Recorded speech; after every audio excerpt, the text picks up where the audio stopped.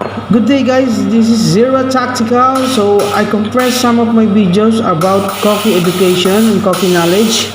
So I hope you pick something from this. Let's go!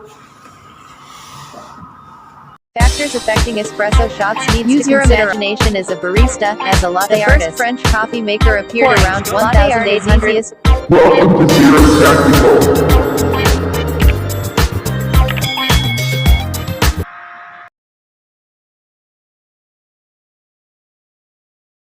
May I ask you a question like this for those coffee lovers, coffee drinkers out there? So have you ever wondered what kind of coffee you are drinking every day, especially in the morning, in the afternoon, or even in the evening? So in this video, I'll give you some sort of information about the types of coffee bean that you are enjoying right now.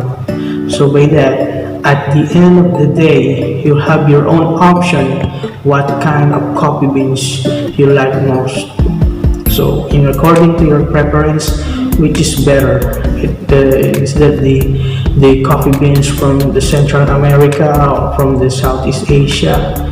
So it's up to you. In this video, I'm going to give you some hint about the types of coffee beans. Let's start. We have now the Arabica coffee or the Arabica coffee beans. Arabica coffee beans, also known as the Arabian coffee, the coffee shrub of Arabia, the mountain coffee, or the Arabica coffee. So it is believed to be the first species of coffee to be cultivated and is the dominant cultivar, representing about 60% to 70% of global production or the world coffee consumption. Arabica coffee was first found in Yemen and documented by the 12th century. Coffee Arabica is called bunni in Arabic. Roasts made from Arabica beans are considered higher quality and often pricier. Why?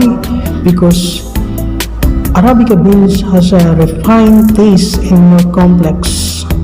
It is nearly twice the sugar as Robusta has and has a lower in caffeine content. Lower yield grows slower, so that's why Arabica coffee beans are more expensive than any other coffee species. Next, we have the Robusta. These coffee beans are the second most used coffee bean. These are what Americans are used to brewing at home and what we purchase in grocery stores. So supermarkets are also blends with Robusta and Arabica beans too. Robusta beans contains twice as much caffeine as Arabica beans, shaped little balls instead of the typical almond shape. Beans we visualize like this.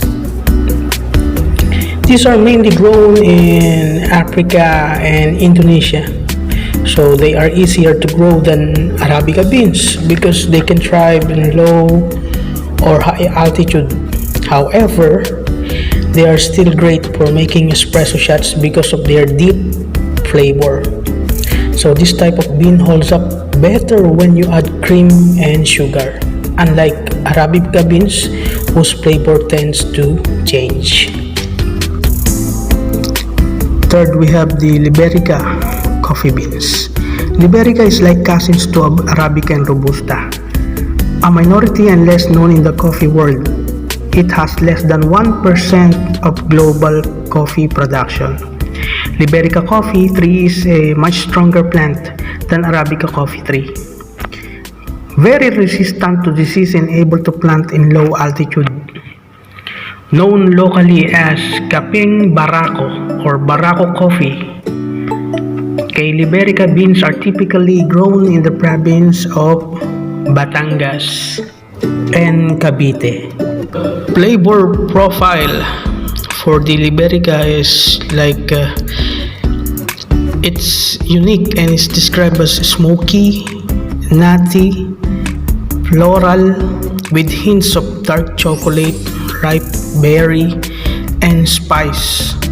It is favored for its smooth aftertaste and lingering taste of rich, dark chocolate. And that is Liberica. Oh my God! Wow! So lastly, we have the Excelsa coffee beans. Although Excelsa has been recently reclassified as a member of the Liberica family, the two couldn't be more different. It differs so much from Liberica that some members of the coffee community still think of it as a separate species. It was renamed as a genus of Liberica because it grows on large 20 to 30 feet trees like Liberica and at similar altitudes and has a similar almond-like shape.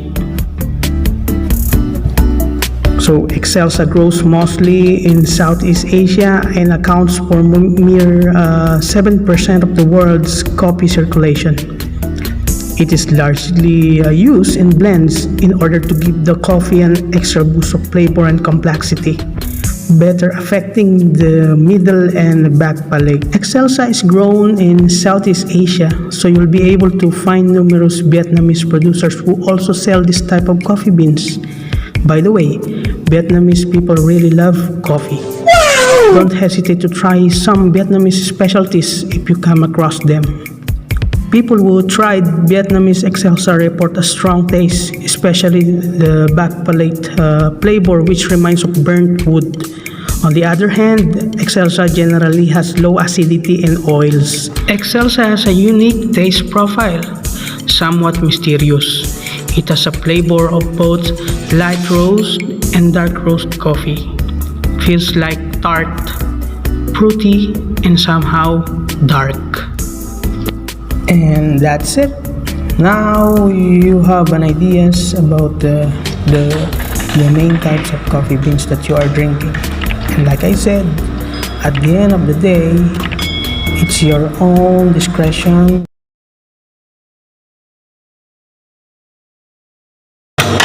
Who tried Vietnamese Excelsa report a strong taste. Day, alright? Kubudunis yung acacia cinnamon kung tawagin. And today, our topic is all about the single shot espresso extraction guide. So those who are ordering espresso in a coffee shop, so this will help you a lot. We're going to differentiate about the under extraction, the over extraction, and the balance extraction. So let's go. What are we waiting for? Let's go!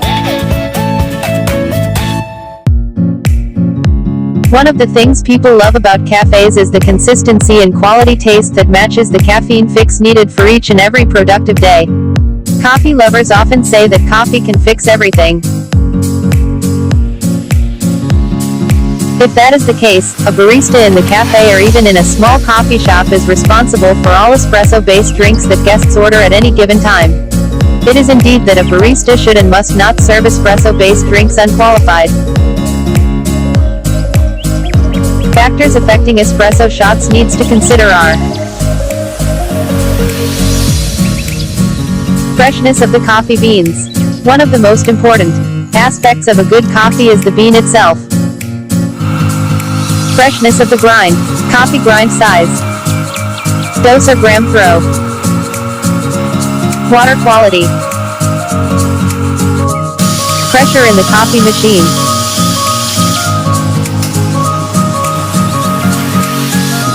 soft or not tamping, and cleanliness of your coffee machine. Always put in your mind these factors to make as always is the quality of espresso-based drinks in a consistent way.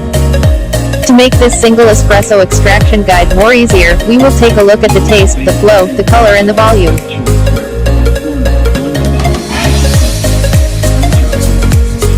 First we have the under extraction example.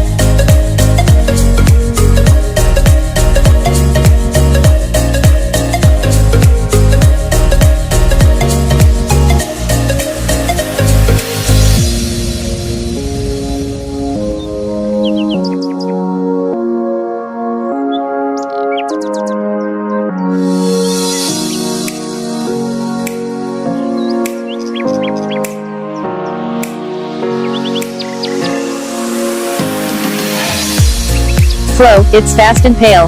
Color, pale color and thin crema layer. Volume, 1.5 ounce, 40 ml, I'm 20 seconds. The result is, taste would be sour, bit salty and lacking sweetness. This is a bad shot. If that is the case, you need to check factor that affects the flow.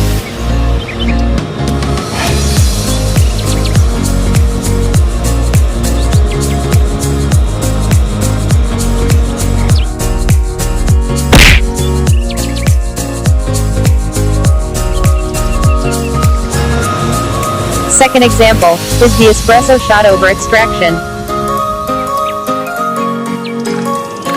From making an under extraction espresso shot, here, the barista adjusted the grind size, the weight of the ground dose and monitoring the tamping arm weight pressure. The espresso machine pressure is good and the water temperature as well.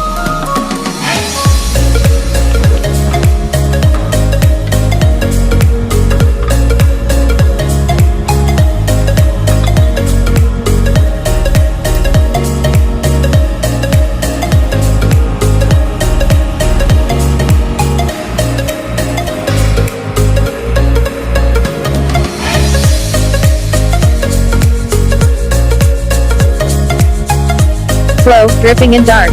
Color, dark crema. Volume, 0.75 ounce, 20 ml, in 20 seconds. The taste is possibly bitter, dry and slightly burned. That is over extracted espresso. Lastly, we have the balance, or close to perfection shot.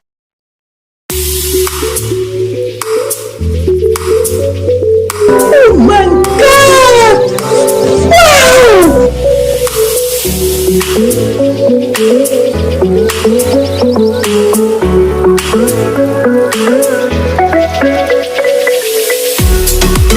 The 3 parts of espresso must be present and visible as much as possible. An espresso shot is good for about 5 minutes after brewed.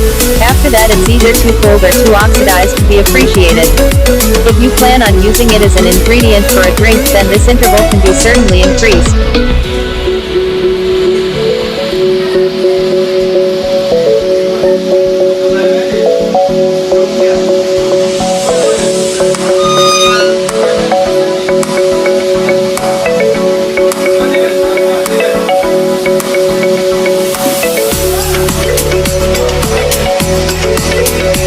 Flow, thick balance of sweet and syrupy.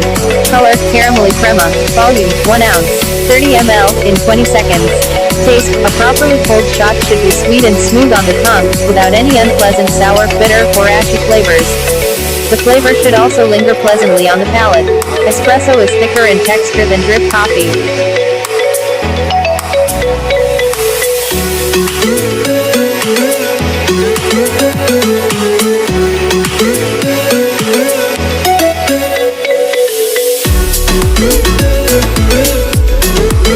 Now you know the basic evaluation of espresso extraction and the differences of under extraction, over extraction and the balance shot. Hope that this video will help you as a guide to find the best taste of coffee that will make you crave. If you want to more about ZeroTactical, kindly subscribe, hit like and that's it to get in touch. Alright, coffeeworld ZeroTactical.